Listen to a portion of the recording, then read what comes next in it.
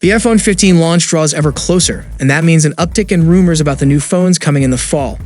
From what we've already heard, this year's update could bring some big changes in terms of design and features.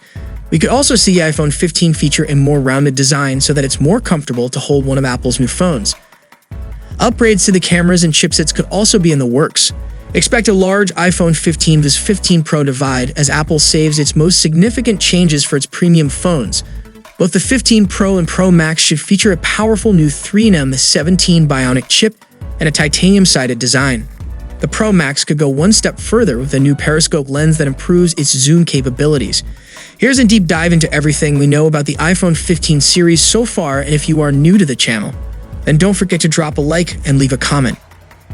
Even with the announcement of Apple's new augmented reality headset, anticipation and rumors haven't dampened for the fall release of Apple's next iPhone, presumably called the iPhone 15. Those rumors, plus last year's EU ruling mandating USB-C charging on phones sold within Europe, might mean a number of departures from Apple's traditional design. Will the iPhone 15 have a USB-C port? Will Apple increase prices in 2023? Will it even be called the iPhone 15? No one outside of Apple knows for sure, but these reports will certainly feed our curiosity until Apple throws the next iPhone event, probably in September. Let's start with a recent rumor. According to noted Apple analyst Ming-Chi Kuo, the iPhone 15 will run on an upgraded ultra-wideband processor, which Apple calls the U1 chip, to better integrate with the company's new Air headset, the Vision Pro. Ultra-wideband is a short-range wireless communication standard often used to track down the location of objects. It can pinpoint your Apple AirTag or unlock your car as you walk up to it with your phone. In a recent post on Twitter, Kuo said this is all part of Apple's broader strategy to build a more competitive ecosystem for Vision Pro. When it comes to the phone's displays, we're expecting the iPhone 15 to deliver one major improvement over the 14. The latter sports a 6.1-inch Super XDR OLED display that offers a 2532 by 1170 pixel resolution, and rumors suggest the 15 will follow suit. However, the lineup is all but certain to inherit the dynamic island, Apple's fancy screen cutout, from the 14 Pro and 14 Pro Max, which should give the phone a more premium feel. Potential evidence for this claim has emerged too, with leaked videos showing the front glass for reportedly 3 iPhone 15 models. They all include dynamic islands along with slightly curved bezels, with the Pro models having smaller bezels than the standard ones. We're not expecting the 15 line's dynamic islands to be identical to the ones currently featured on Apple's flagship devices, though. According to a recent tweet from Apple analyst Ming-Chi Kuo, the iPhone 15's proximity sensor will be integrated inside the dynamic island itself, rather than positioned below it. As Kuo notes, the new sensor arrangement is unlikely to result in any material difference to the appearance or functionality of the 15 versus the 14 Pro.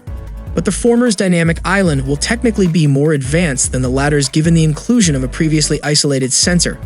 Beyond the dynamic island, though, the iPhone 15's display is expected to remain identical to its predecessors.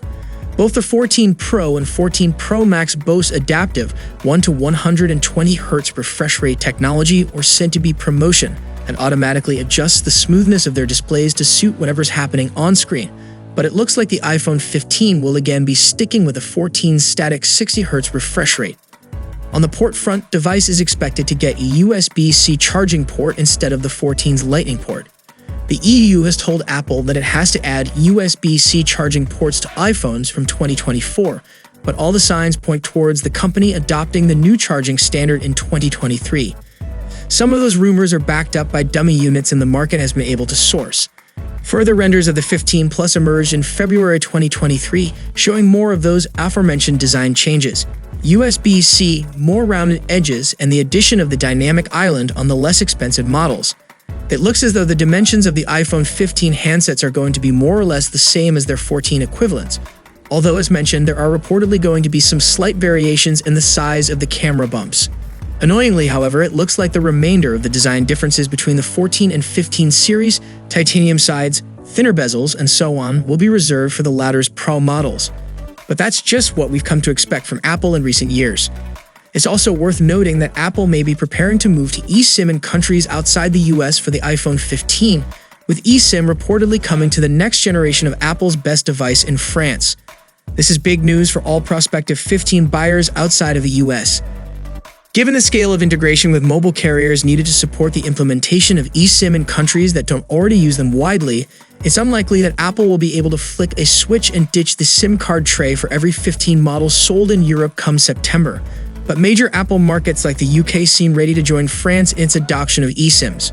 The vanilla variant is likewise expected to get a dual-sensor camera setup, though rumors indicate that the iPhone 15 will inherit the 48 megapixels main sensor boasted by the 14 Pro and Pro Max, rather than the 12 megapixels main sensor used by the vanilla 14. While the 14's cameras are adequate enough for general photography tasks, they're essentially unchanged from the iPhone 13, so it's good to hear that Apple will be giving vanilla iPhone fans a tangible reason to consider upgrading to the iPhone 15 this year.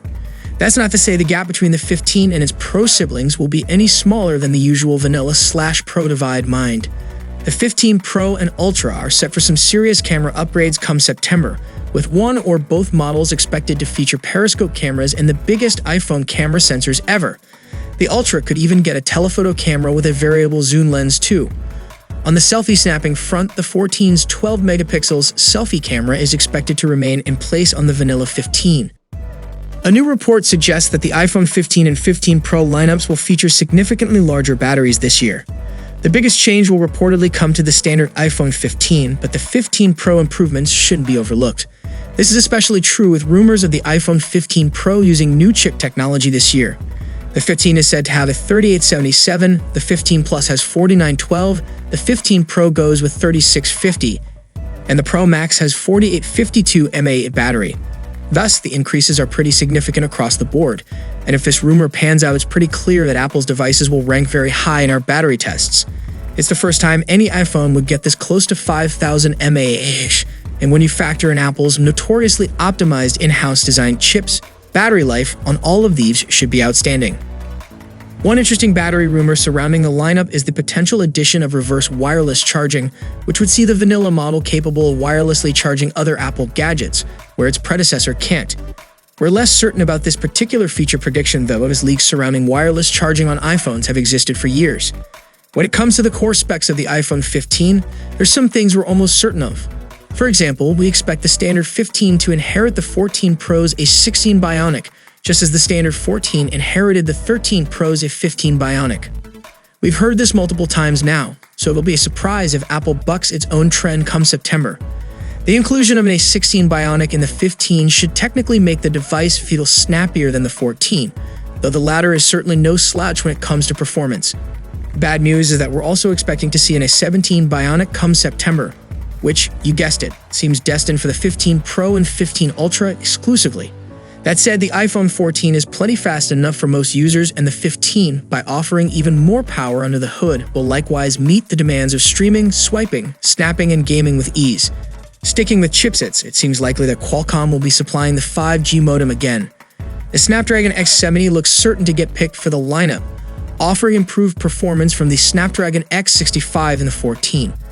As for the other specs, we've heard predictions that the Pro models are going to make the jump to 8 gigs of RAM with the iPhone 15. Another difference between the Pro and non-Pro models could be support for Wi-Fi 6E in the case of the Pro models. As mentioned, we might also see a USB-C port included on every model, though reports suggest that only the Pro models will offer upgraded data transfer speeds. This has now been stated by multiple sources. The 15 Pro and Ultra could apparently have data transfer speeds of either 20 or 40 gigs per second, while the standard iPhone 15 will reportedly be stuck with the same 480 map speeds as the current models. So these are the biggest differences between the base and top models. So what are your expectations from upcoming iPhone lineup? Share your valuable thoughts below in the comment section. And if you guys enjoyed the video, then a sub to the channel will be massive, and I'll see you guys in the next one. See you for the next time. Peace out.